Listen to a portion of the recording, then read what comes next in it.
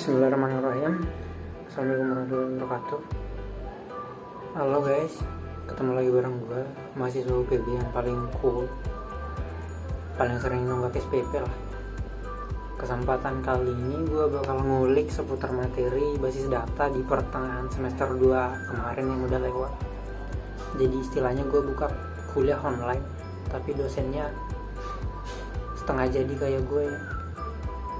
Langsung aja ke materi pertama. Di sini kita bahas DBMS.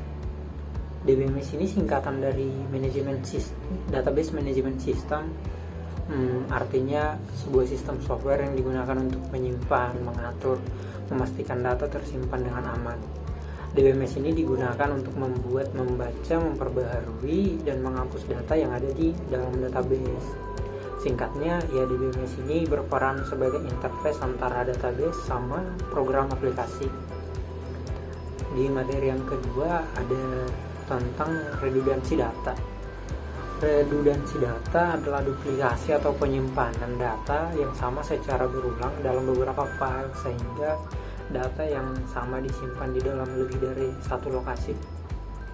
Redundansi menyebabkan masalah pada waktu memperbaharui atau saat update, serta dapat menghabiskan tempat penyimpanan data dan juga menimbulkan inconsistent data, yang berarti dokumen yang sama mempunyai data yang berbeda. Akhirnya, redundansi data mengakibatkan data menjadi tidak konsisten.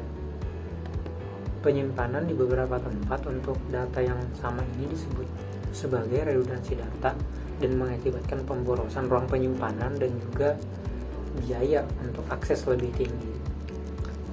Selanjutnya ada entitas dalam basis data. Artinya objek atau konsep yang dapat diidentifikasi dengan jelas dan memiliki atribut yang dapat dijelaskan secara terperinci. Setiap entitas direpresentasikan sebagai tabel dalam tabel tersebut mewakili satu instance dari entitas tersebut.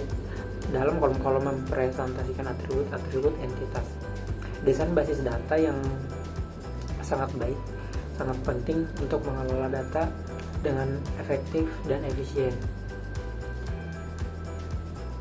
Gelap dikit ya, mati lampu. Selanjutnya ada composite key, dalam gabungan dari dua atau lebih kolom dalam sebuah tabel basis data yang digunakan untuk mengidentifikasi baris data secara unik. Dalam basis data, setiap baris dalam tabel harus memiliki identitas yang unik agar dapat diakses dan dimanipulasi dengan benar. Dalam beberapa kasus, satu kolom mungkin tidak cukup untuk membedakan setiap baris dalam tabel, sehingga diperlukan beberapa kolom yang digunakan menjadi satu kunci unik. Misalnya dalam tabel pelanggan, masing-masing pelanggan mungkin memiliki nama yang sama, sehingga kolom nama tidak dapat digunakan sebagai kunci unik. Dalam hal ini, untuk composite key dalam bentuk dari gabungan kolom lain, nomor ID pelanggan dan nomor telepon. Dengan menggunakan composite key, setiap baris dalam tabel akan memiliki identitas yang unik dan dapat diakses dengan benar oleh penggunanya. Materi selanjutnya, kegunaan indeks key. Ini bukan materi selanjutnya, ini gabung sama yang tadi.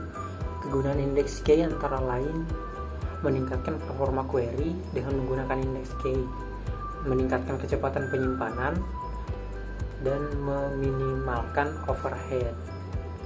Untuk penjelasan masing-masing nanti gue taruh ada di atas ya, agak panjang soalnya.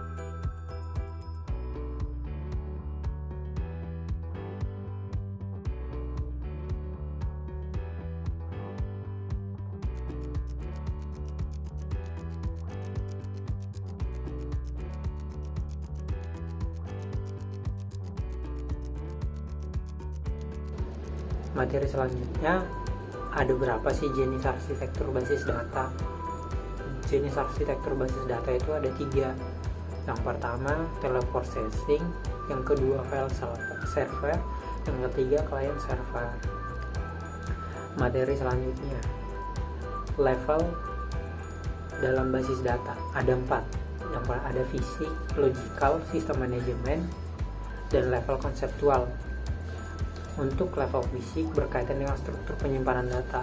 Yang logikal berkaitan dengan cara penggunaan melihat berinteraksi dengan data. Level DBMS mengelola perangkat operasi dalam basis data, dan level konseptual memberikan pandangan abstrak tentang data dan hubungan di dalam organisasi. Penting untuk mempertimbangkan setiap level dan hubungan mereka antar mereka saat merancang basis data. Materi selanjutnya itu apa perbedaan antara basis data hierarki dan basis data jaringan. Bedanya itu model basis data jaringan itu merupakan perbaikan dari model basis data hierarki. Perbedaannya di situ. Jadi dengan menambahkan kemampuan row table untuk melakukan share relationship dengan child table. Selanjutnya ada apa sih perbedaan relational database dan entity relationship. Perbedaannya itu, kalau yang relational database itu merepresentasikan dalam bentuk tabel, sehingga entity relationship merepresentasikan data dalam bentuk diagram dengan entitas, atribut, dan hubungan antar entitas. Relational database menggunakan kunci primer dan kunci asing untuk menghubungkan antara tabel yang berbeda, sedangkan R menggunakan hubungan antara entitas untuk menggambarkan bagaimana entitas saling terkait. Oke. Materi selanjutnya perbedaan SQL dan NoSQL dan beberapa contoh data berbasis NoSQL. SQL memiliki struktur dan berbasis tabel, skema yang ketat, dan menggunakan bahasa SQL untuk mengelola data.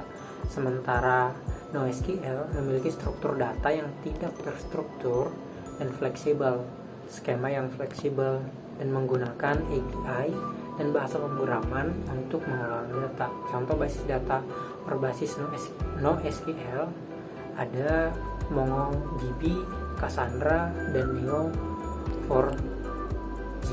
Neo4j. Keduanya memainkan peran penting dalam pengembangan aplikasi modern, dan pilihan antara keduanya tergantung pada kebutuhan aplikasi dan sumber daya yang tersedia. Oke, itu aja. Ada 10 materi di semester ini. Kalau ada yang salah, mohon dicari tahu yang benar. Sekian, saya ucapkan terima kasih. Assalamualaikum warahmatullahi wabarakatuh.